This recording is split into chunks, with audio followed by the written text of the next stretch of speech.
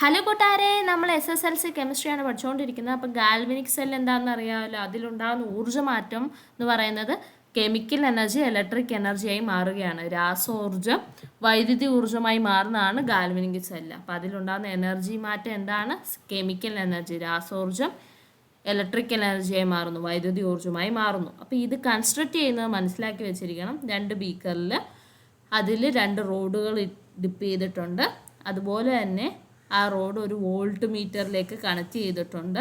പിന്നെ അതിൽ ഒരു സാൾട്ട് ബ്രിഡ്ജും ഇട്ടിട്ടുണ്ട്. രണ്ടിനെയും കൂടെ കണക്ട് ചെയ്യുന്ന ഒരു സോൾട്ട് ബ്രിഡ്ജും ഉണ്ട്. പിന്നെ direction of electron flow, electron പ്രവാഹ ദിശ നെഗറ്റീവിൽ നിന്ന് പോസിറ്റീവിലോട്ടാണ് ഇലക്ട്രോൺ ഫ്ലോ ചെയ്യുന്നത്. ഇലക്ട്രോണിൻ്റെ പ്രവാഹ ദിശ എങ്ങോട്ടാണ്?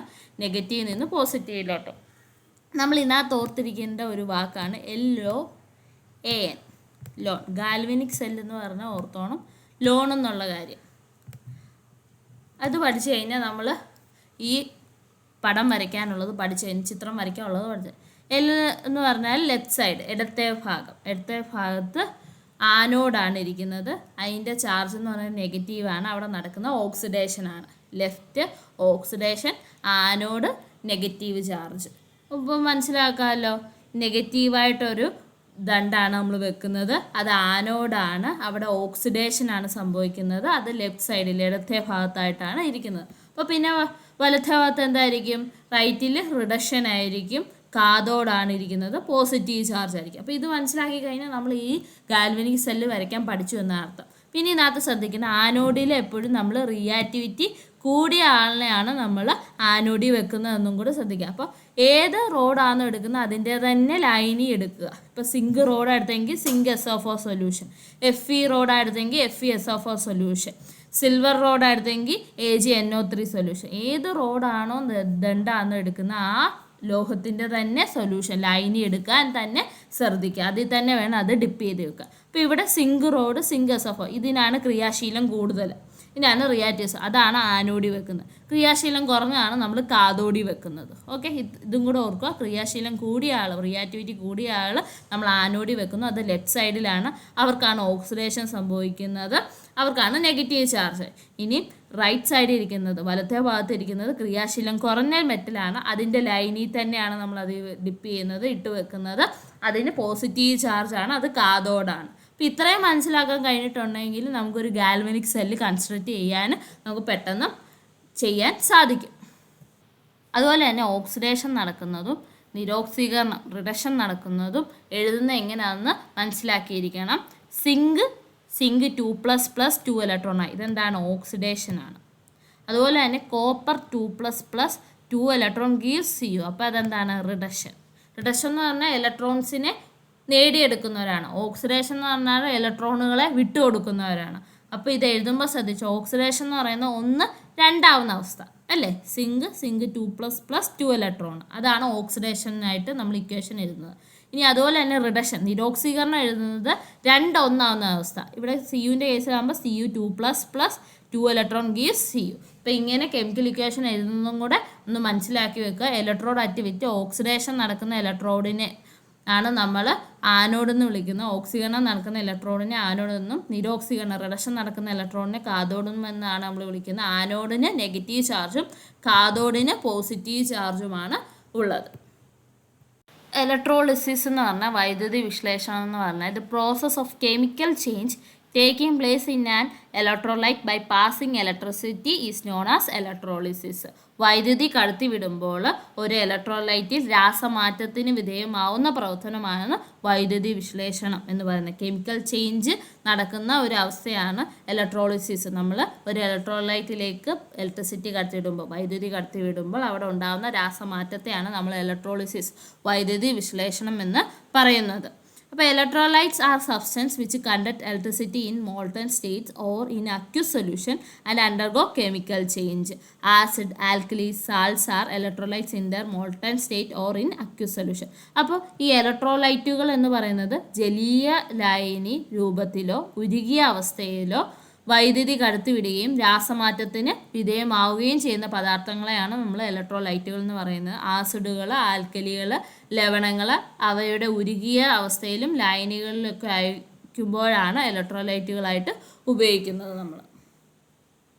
ഇലക്ട്രോലൈറ്റിക് സെല്ലിൽ വൈദ്യുതി വിശ്ലേഷണ സെല്ലുകളിൽ എങ്ങനെയാണ് ഊർജ്ജമാറ്റം അല്ലെങ്കിൽ എനർജി ചേഞ്ച് നടക്കുന്നതെന്ന് പറഞ്ഞാൽ ഇലക്ട്രിക് എനർജി അവിടെ കെമിക്കൽ എനർജിയായി മാറുകയാണ്, വൈദ്യുതി ഊർജ്ജം രാസഊർജ്ജമായി മാറുകയാണ്. അപ്പോൾ അത് ശ്രദ്ധിച്ചോണം. ഇലക്ട്രോലൈറ്റിക് സെല്ല് വൈദ്യുതി വിശ്ലേഷണ സെല്ലുകളിൽ രാസ ഊർജ്ജത്തിലേക്ക് മാറുകയാണ്, വൈദ്യുതി ഊർജ്ജം രാസ ഊർജ്ജമായി മാറുകയാണ്, ഇലക്ട്രിക്കൽ എനർജി കെമിക്കൽ എനർജി ആയിട്ട് മാറുകയാണ്. അപ്പോൾ ആ ഒരു ഊർജ്ജമാറ്റത്തിൻ്റെ കേസ് ശ്രദ്ധിച്ചോണം. ഇലക്ട്രോലൈറ്റിക് സെല്ലിൽ ഇലക്ട്രിക്കൽ എനർജി രാസോർജ്ജമായിട്ട് കെമിക്കൽ എനർജിയായി മാറുകയും ഗാൽവനിക് സെല്ലിൽ കെമിക്കൽ എനർജി രാസ ഊർജ്ജം വൈദ്യുതി ഊർജ്ജമായി മാറുകയാണ്, ഇലക്ട്രിക് എനർജിയായി മാറുകയുമാണ്.